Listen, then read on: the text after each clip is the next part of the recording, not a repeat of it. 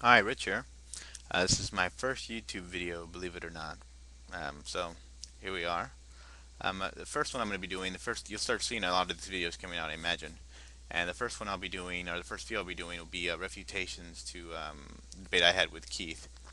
Now, I want to talk a bit about that because I think there's some misconceptions on what the format was supposed to be for that debate, and why it was a little bit different than the rest of them.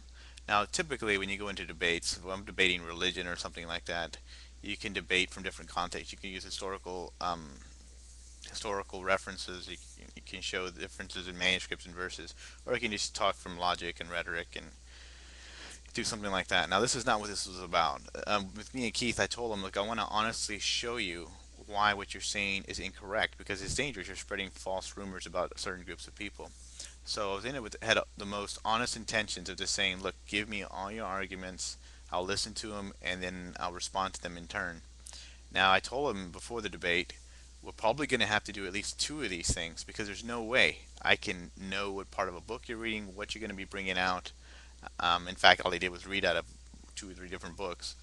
But there's no way anybody can just refute those things ad hoc. I'd have to do the research and see where the fudging of the dates and how these conspiracy guys work. They usually work in some veil of truth, usually clouded in a lot of conjecture and lies or exaggerations. So, anyways, so now he tells me he's not interested in doing the second debate, but he told me to go ahead and do, if I want to do my refutations, I'll just do them like this in video presentations. So I started working on a few of them, and I've actually found some really good stuff out, especially on the Illuminati. I have to admit, I knew a little bit about them, but I never really paid much attention to them because they seem so much veiled in this conspiratory camp. But I've learned a lot about them over the last couple of days, and they're quite. I'm actually quite fascinated by them. They don't exist anymore, unlike most people do believe they that camp think they do, but they don't. It's an unfortunate thing, actually, and I'll explain in the videos why it's an unfortunate thing. It's an unfortunate their name has been tied to these occult, crazy people, because that's not what they were. And one of the first videos I'll be doing for my refutations will be on the Catholic question, on whether or not Catholics can become Freemasons. Now, I saw in one of the responses, people have been saying, "Well, I had a father who's a Catholic and a Freemason." That's not the issue. The issue is not whether or not Freemasonry allows Catholics. They do. They allow everybody into the lodge.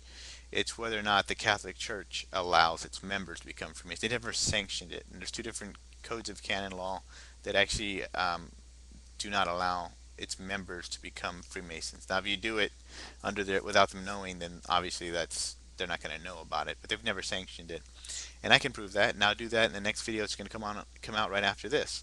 So nice to see everybody. Subscribe, get some guys in and start subscribing to my videos because I'll be starting to put out a lot more stuff. And some of the first things I want to do is do a complete refutation of the stuff that Keith was bringing up. I mean, I don't think Keith is a bad guy. I think Keith means well.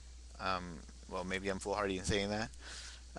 But I want to show him what honest research does for you. How you can't just believe these pseudo historians that just make stuff up to try to sell conspiratorial books.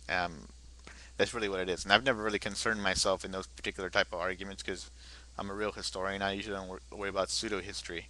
So things he's brought up, and a couple of people tell me, well, how come you never heard about this and that? Well, there's a lot of things um, I'd never heard of, just because mostly they're only coming out of these kind of historians. They're not coming out of real historical camps. They're coming out of these sensationalistic writers and actually a lot of, as I've been finding out, Protestant preachers. A lot of these arguments are actually coming out of Protestant preachers' mouths, and not so much out of historians, and they're kind of being mixed within the two. It's a weird smear campaign going on with the different three or four different groups, and I'm going to expose that, and I'll completely refute everything he said. And now that I've had the time to go through and actually look at what he was having to say, on second further reflection, thinking back about the debate, it probably would have just been better had I just let him give all his arguments and then come back later and refute them.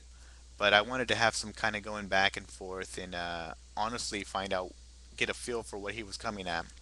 So it was a different type of thing. I was not really even, I didn't even, as obviously I didn't really prepare for it. I just wanted to hear what his arguments were so I could record them and then come back and refute them in kind. Because I wasn't under any delusion of just sitting there trying to Google everything and refute them ad hoc. That would just be foolhardy. So I want everybody to know you can expect some videos coming out shortly.